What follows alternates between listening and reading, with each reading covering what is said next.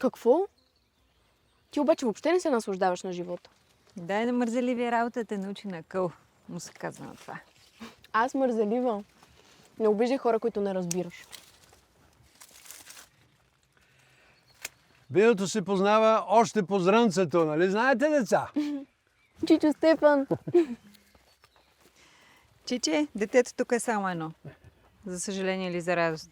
И аз вече не съм сигурна. Тази година реколтата ще бъде много добра. Ще стане хубава черга и черга фрагмента. Много съм доволен. Ти и тате познавате реколтата само по едно зрънце. Да. Още от младени работим за избата. Има няма цял живот. Да, той и сестра ми работи цял живот, обаче не говори така за професията си. Вижте сега. Когато червената черга преминава през дъговите бъчви, тя постепенно придобива един наситен рубинен цвят. А когато се смеси с другите три сорта, става все по-комплексна и по-богата. Това е като живота. Характерът непрекъснато се развива. Средата го променя, а животът го обогатява. Казаха ли ти го? Да, но нали всяко вино си има своя характер и своя живот? Тоест всеки трябва да върви по своя път, нали така? Ами да. Видя ли?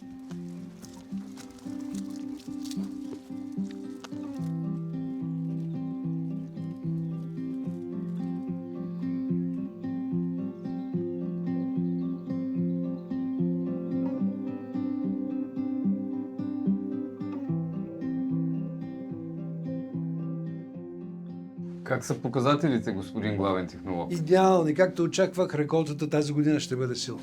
Шардоне, Совиньон Блан и Семион ще се представят много добре заедно при белата черга. И ще успеем да постигнем познатия изкрещо златист цвят и балансиран вкус на плодове, ядки и цветя. За едносортовото бяло вино черга фрагмент, Совиньонът ще се изяви достойно и сам. Можем да очакваме виното тази година да стане много финно и нежно, с нюанс на коприва и цитрус. Малбек, Каберне Фрон и Каберне Совиньон с перфектни показатели за черга копаш и едносортовото черга фрагмент, който правим от Малбек. А червеното? Там как ще е? А червеното ще е ужасно. Ужасно добро. Мерлото, кабернето и сирата са отлични за червената черга копаш. Червената черга фрагмент ще се представи отлично с своята нежна кадифена структура и балансиран вкус на горски плодове. Добри новини, господин главен технолог. Празникът на гроздоберът може да започне. Колеги,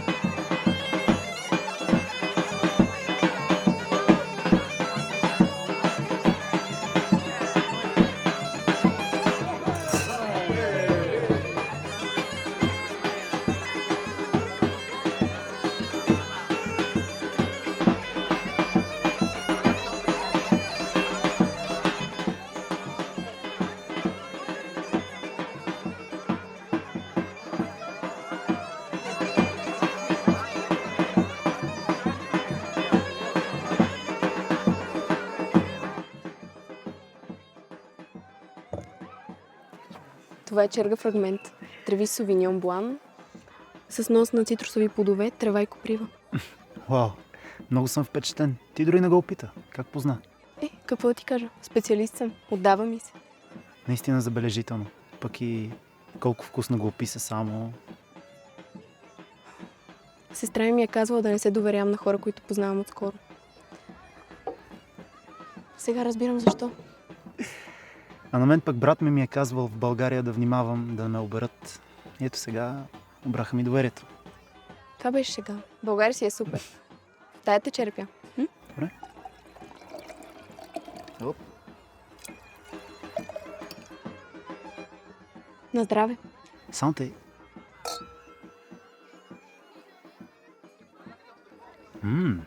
C'est très bon le vin, exactement comme tu l'as décrit. Какво? Казвам, че е много вкусно виното.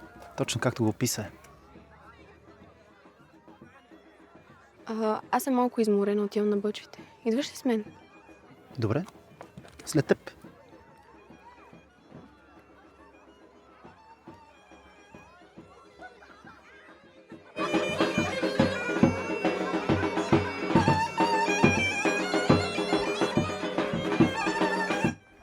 И все пак, като човек, когато познавам отскоро, би ли ми се представила преди да ме отвлечеш? Аз съм Ясмина. А ти? Денис. Все още не мога да кажа дали ми е приятно. А ти откъде си? Звучиш сякаш не си от тук. От Стара Загора съм. Когато бях на 7, заминахме за Франция. Там завършвам фотография и исках да направя дипломната си работа от тук. Исках да покажа България през моя талент, така както аз я виждам. Ти си фотограф? Да. Аз обожавам да се снимам. Сестра ми беше модел преди Да какво? да се оттегли в монашество. Сестра ти е монахиня. Не в буквалния смисъл. Оттегли се от големите светлини и светския живот. Значи ти искаш да станеш модел. Аз мога да ти помогна. Не. Не? Хвана се. Сега вече сме квит. Получи ти се, признавам. Всъщност, какво друго мога да снимам тук? Аз от няколко дни снимам хората в селото и лозята, но би ли ми препоръчала нещо друго? Ами, има много красиви места, автентични хора, страхотна винена култура. Нали, не Айфовата кула, но има страхотен дух и енергия. В такъв случай, искаш ли ти да ме поразведеш малко, ако имаш време? А пък аз от моя страна мога да ти направя една фотосесия. Едно портфолио. Може.